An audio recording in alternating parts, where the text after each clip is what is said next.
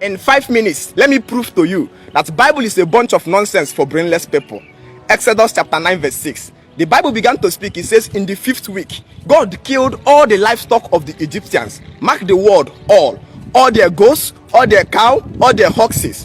And that same God came down to Exodus chapter 14 verse 9 and began to speak. It says, and Pharaoh went after the Israelites when they have fled with 600 chariots, 600 horses and his chariots. Excuse me, sir. God killed all the livestock living in Egypt on the 5th week in Exodus chapter 9 verse 6. And in Exodus chapter 14 verse 9, Pharaoh still have 600 horses to pursue after the Israelites. This is bunch of nonsense for unreasonable human beings. Joshua chapter 10 verse 12 to 13. The Bible began to speak. It says, and Joshua said to the Lord, let the sun stand still over Gibeon, and let the moon over Ashlon. And the sun stood still until the Israelites won their enemies.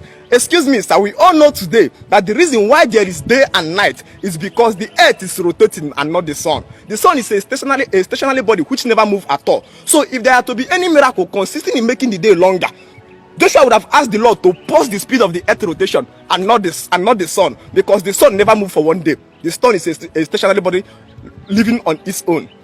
Bible is a bunch of nonsense for brainless human. Journey with me again to the book of Proverbs 15 verse 3. The Bible God begin to speak. It says, the eyes of the Lord is in every place, keeping watch on the good on good and evil. That means the Bible God is claiming omniscience, omni-knowest. He sees all the activities that happens on the earth realm.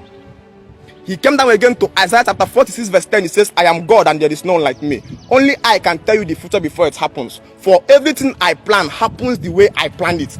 Isaiah chapter 46 verse 10. This is God claiming all-knowing ability. And that same God came down to Genesis 18 verse 20 and begin to say it. And the Bible says, and God says to Abraham, Genesis 18 verse 20, I've heard a great cry against Sodom and Gomorrah because of their sin, which is too fragrant. I want to go down to confirm if their wickedness is as great as I have heard. If not, I want to know. Excuse me, sir. The omniscient God want to come down to go to Sodom and Gomorrah to verify if accusation he heard about a nation is true. He cannot dictate that from where he's living in the sky. He has to, and at a certain point, he begins to negotiate with Abraham. He says, if only I can see 50 righteous people in this community, I will no longer destroy them. That means this Bible God lacked the ability to know within his own self whether there are 50 righteous men in that community if he was not verified by Abraham.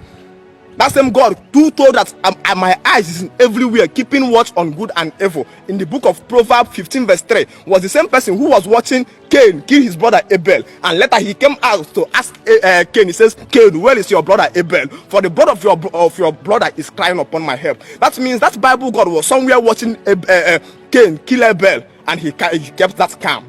You see, that same Bible God came to Job chapter 1 verse 8 and begin to negotiate with Satan. He says, have you not seen my servant Job? Have you not seen my servant Job, who have been faithful, righteous, and perfect in all his ways? And Satan doubted God. He says, did Job fear you for nothing? Have you not put an edge all around him so that nothing can penetrate him? And the Bible recorded that God gives Satan, he says, told to Satan, he says, go ye and do with Job whatever your soul desire, but don't touch his soul. So God offered Job as a gambling to Satan to go and play with his wealth, peace of mind and life, just to verify, to know if Job will disappoint him.